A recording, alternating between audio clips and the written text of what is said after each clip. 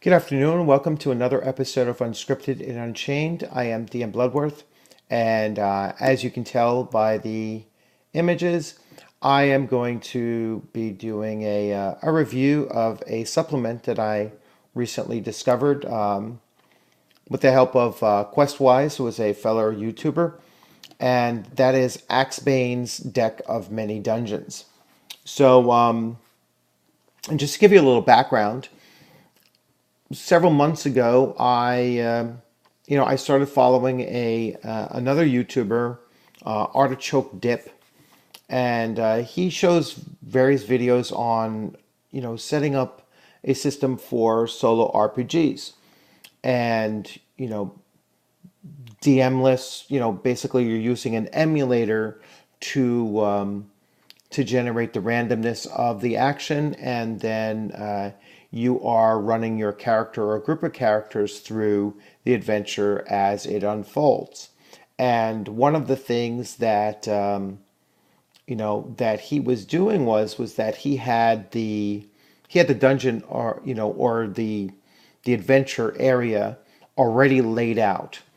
And when I started looking at using the emulator and using various game systems to generate that, I was finding that knowing what the layout of the dungeon was ahead of time was not really creating the surprise and the randomness that I was hoping to. And so I was trying to develop a system of creating a random dungeon that unfolds as I was bringing the character group through it. Fast forward several months later, and I'm watching Questwise's video on this product here, Axebane's Deck of Many Dungeons, and it was, wow, this really does fit that need that I was coming across. And so in my most recent video, I mentioned this, and I'll be running White Box RPG through, using this system as well. So my solo gameplay will be really taking the ideas of, three different YouTube channels, my own Artichoke Dips and Questwise, and three different products, and bringing them all together into one gaming experience. So without further talking about it, I'm going to shift views and show you what this actual product looks like. So I'll go to my desk view. So here it is. It comes in a box, and as you can see, it's a simple box. It's a 52 card set. All right. So the deck it's four suits. Obviously, standard card deck of eights. Aces, twos through nines, then jack, 10, 2 through 10, I should say, and then jack, queen, king, and ace. Ace in poker is actually a one. So that's the first card, and no matter what randomized dungeon you're creating, you must choose at least one ace, and I separated them by suits for purposes of showing you one idea that I have, but you need at least one ace, and this includes the entryway into the dungeon. So you have an ace of spades here. Every dungeon must have at least one king, and this is the end, or a quest goal room, and so it's always a room that ends and closing off. And then your other two face cards are the jack and queen, and as you can see with the jack and queen, they all have multiple entrances or exits, however you want to look at it. So in this case, this Jack of Spades has 3 potential entryways, and the Queen has 2 potential entryways, and they have the details for the random encounters already on the cards. So what you're supposed to do is you're supposed to shuffle up your 4 aces and choose 1, and shuffle up your 4 kings and choose 1. And then the rest of the cards get shuffled up into the entire, the entire deck. And then you start pulling cards out to generate your random dungeon. And you could pull out as many cards as you can get to fit in the layout, or as few if you decide that, all right, I've run the full, the full size of dungeon I wish to do. Now, one of the other things that the Joker cards, and I'll show those really quickly. So the Joker cards actually has the instructions. So I'll bring that one over here. So here you have the instructions, and it tells you removing the ace and the king and the joker from the deck prior to playing. And so you're only going to have 1 ace and 1 king in play. And then if you wanted to limit the size of the dungeon, to pull out the other face cards. So remove the jacks and the queens. And as I showed you, it's because these have multiple entryways that you do start to limit the size of your dungeon if you remove the jack and the queen from the deck. So one thing I was planning on doing was to demonstrate laying out a dungeon set. So I separated all of the cards based on suit. So and what I'll do is I will lay out the cards to create a suit dungeon basically. So I'm going to start with the ace, and I might raise this camera up. Actually, I'm going to raise the camera up, and that way we'll get a much higher view. And I'll switch views for now so it's not as odd looking. Nope.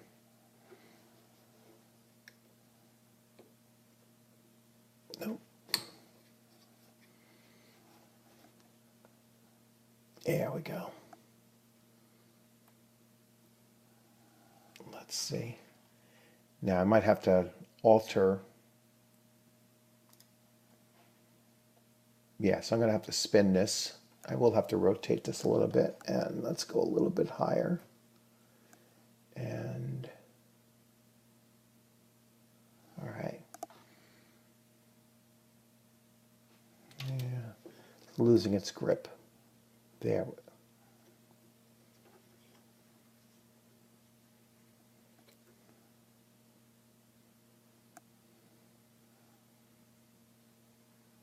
Okay.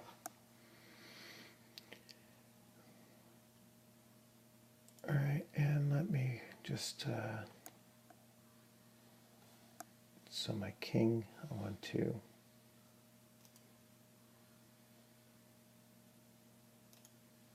there we go.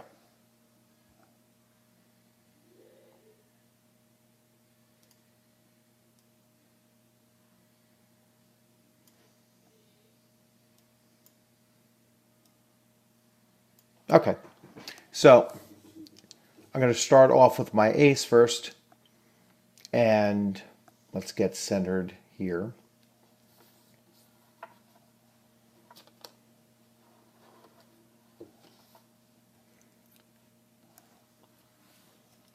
Now, I began by just taking the cards out in order. So I put my 2 there. Now my 3, as you can see, my 3, I have several choices to go with the 3. Actually, you can see the 2 extends out like this. My 3 is here. So I'm going to put the 3 at the end of the 2. My 4, and let's see, even though I went higher, you see my 4 is, I don't want to keep on pushing it too far out in one direction. All right, and I can pull these cards out randomly, as I'm drawing, so even I'm surprised at the direction that they're going in. As a matter of fact, the next 5 card you could see is a dead end. So I'm going to actually replace the 3. I'm going to put the 5 card over on this end. That way I'm not going too far out there. And my next card is a 6 card, right? So you can see the 6 card is another dead end. It stops there. So this could be my whole dungeon here. You don't actually see the 5. This could be the entire dungeon here. I'm just going to shift it and show you. That is a complete dungeon, right?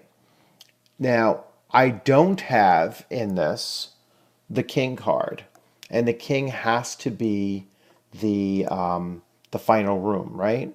So I could say, you know what, I don't really like the fact that the dungeon is this small, and so I will grab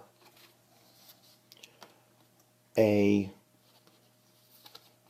queen card, and I'll put a queen card there instead. All right, so the queen card is going to give me another dimension, another space to go forward, and then I can put the king card. So very small dungeon. All right, as you can see, I enter. They can go left or right. There's 1, 2, 3 monster encounters. On this side, a 4th monster encounter. Some rooms, they tell you what's going on in each of the rooms, like what the possibilities are, whether doors are locked. They'll tell you how many gold pieces, 3d10 gold pieces, are found in this pile or this dungeon, this chest, I mean. Over here, the monster could be it could be a 2 to 8 is none. You're going to roll a d6 plus the PC's level. So if I'm running my first level dwarf character that I talked about in the last video through here, a 3d6 would, let's say I rolled a 3, so a 4, there would be no monster here. He would just continue walking through. When he gets here, same thing, the d6 plus 1. Roll, let's say he rolled, now this is so that's just for the monster. All right, but for the encounters, I'm rolling between a 2 and a 26. So you would add that to the d20 roll. And now it would say whether it's orcs or a chul or a chimera and such. Hopefully not a chimera for a first level character, or a group of characters. And then finally, when we get to the king card over here, stares down to the next level, or it's just the quest goal. So king cards can actually allow you to go to a different level. That's what the question mark is. And we can set up a whole other level using these randomized cards out. So looking at the Joker cards,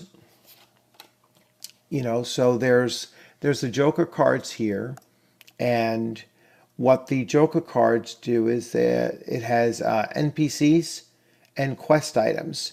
So you can randomize the NPCs that they encounter or the quest items that they encounter, and it'll tell you the value. So on a D6 roll, the quest item, let's say they rolled a 5, it would be a map.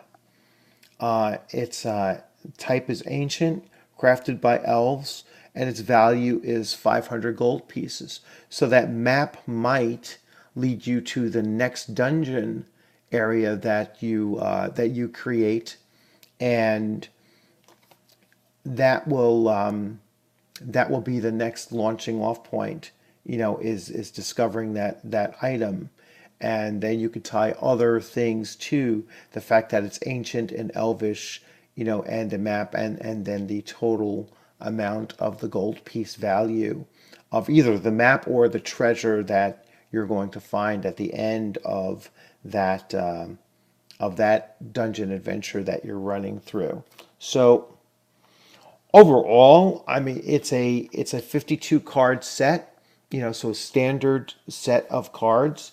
It was combined because I got the supplement, and I'll show you the supplement very quickly. But combined up, it was about $24 for the entire product, both the one supplement and the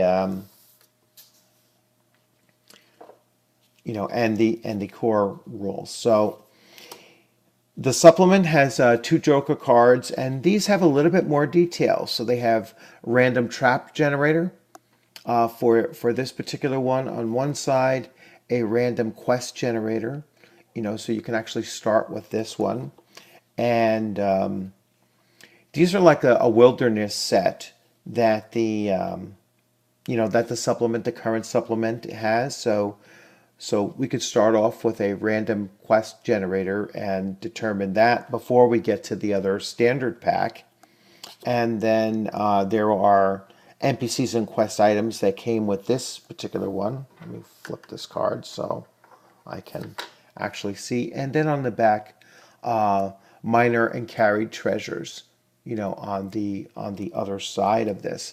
Now, the supplement pack came with let's see if I could scoop it right. So the supplement pack came with with an ace card of its own, and you can see it's marked with a little green leaf next to the suit, and that tells you that it's from the supplement pack. And then my particular pack came with 2 3s, I believe 4 4s, so the full set of suits of 4s, 3 10s, 2 queens, 4 queens, and a king. I don't know if each of the supplemental packs are randomized. That everyone is going to get I would say an ace and a king because those are kind of required. But whether or not the numbers and the mix is is randomized or not, or everyone gets the same ones when you purchase this, I really don't know. So it's certainly, I'm going to switch views. So it's certainly, I think, well worth the price, and mainly because it does fill in a gap in what I was looking to do. So that's the main, difference for it, that I'm quite glad that I came across QuestWise's video to give me the idea to pick up this product. And the card qualities, I mean, they're semi-glossy, they're a decent sized cards, probably standard standard card size and decent stock. I've had them for a few days. They've been out. They're not warping or anything like that. They stand pretty well. And I'm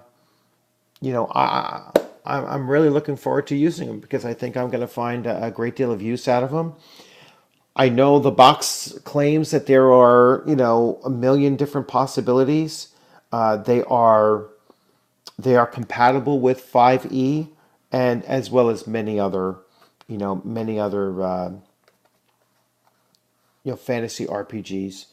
So you can insert and change some of those monsters that they have written on them, or the treasure types or whatever. They're just really good for giving you some randomness in your laying out your dungeons, and they're really they're really well laid out. Let's find the camera right. You can see here. I'll bring it as close as I can. You can see here they're nice. They're well illustrated, very clear tables on them on what you need to roll and then what the possibilities are. And you know I'd say this is an excellent product, and you should consider using it if you're looking to do some of the gaming typing that game type that I'm talking about on my channel, and what Artichoke Dip talks on his as well. So once again, thanks for joining in. I look forward to seeing you on the gaming screen sometime in the near future, and you will have a good remainder of your weekend, and have a good week coming up forward, and happy gaming out there.